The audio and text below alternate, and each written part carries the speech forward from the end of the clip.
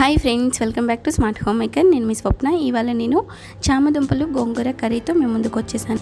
ఈ చామదుంపల్లో కార్బోహైడ్రేట్స్తో పాటు minerals, B complex చాలా రిచ్గా ఉంటాయండి. సో ఇది మన హెల్త్కి చాలా మంచిది. ఈ చామదుంపల కర్రీ అనేది మరింత టేస్ట్ రావడం కోసం నేను ఈ చామదుంపల్ని గోంగూర కాంబినేషన్తో ప్రిపేర్ చేయబోతున్నాను.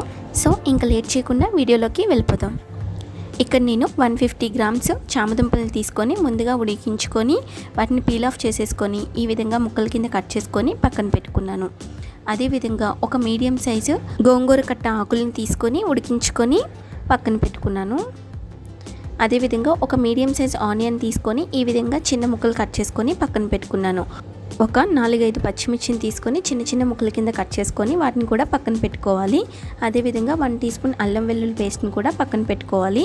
ఇప్పుడు స్టవ్ ఆన్ చేసుకొని ఒక ప్యాన్ పెట్టుకొని 1 టీ స్పూన్ ఆయిల్ని యాడ్ చేసుకొని ఈ ఆయిల్ కొంచెం వేడైన తర్వాత ఇందులోకి ముందుగా ఉడికించి కట్ చేసి పెట్టుకున్న చామదుంప ముక్కల్ని యాడ్ చేసుకొని లైట్ గోల్డెన్ బ్రౌన్ కలర్ వచ్చేంత వరకు కూడా ఫ్రై చేసుకోవాలి.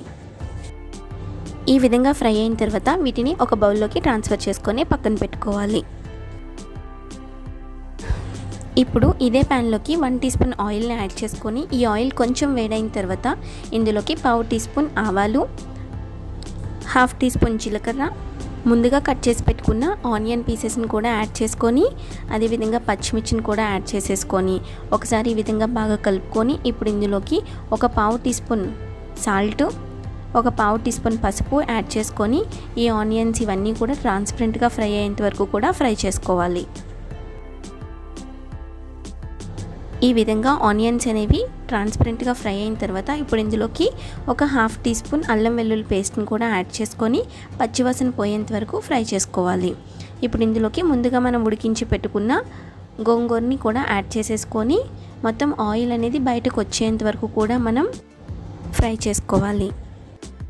మీకు కావాలి అంటే ఈ గోంగూరని ఉడికించేటప్పుడే కొంచెం అల్లం, పచ్చిమిర్చి, సాల్ట్ వేసి కూడా ఉడికించుకొని ఇప్పుడు యాడ్ చేసుకోవచ్చు.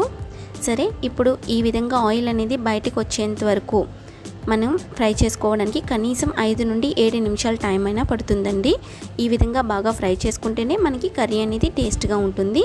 ఇప్పుడు ఇందులోకి ముందుగా మనం ఉడికించి ఫ్రై చేసి పెట్టుకున్న చామదుంప ముక్కల్ని యాడ్ చేసేసుకొని ఒకసారి వీటన్నింటినీ కూడా బాగా కలుపుకొని ఒక 2 నిమిషాల పాటు ఈ విధంగా కలుపుకుంటూ ఫ్రై చేసుకోవాలి.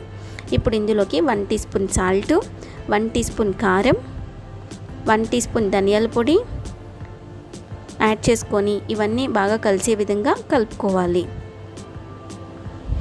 ఇప్పుడు వీటన్నింటినీ 1 నిమిషం పాటు ఫ్రై చేసుకున్న తర్వాత ఇందులోకి ఒక గ్లాస్ వాటర్ని యాడ్ చేసుకోవాలి.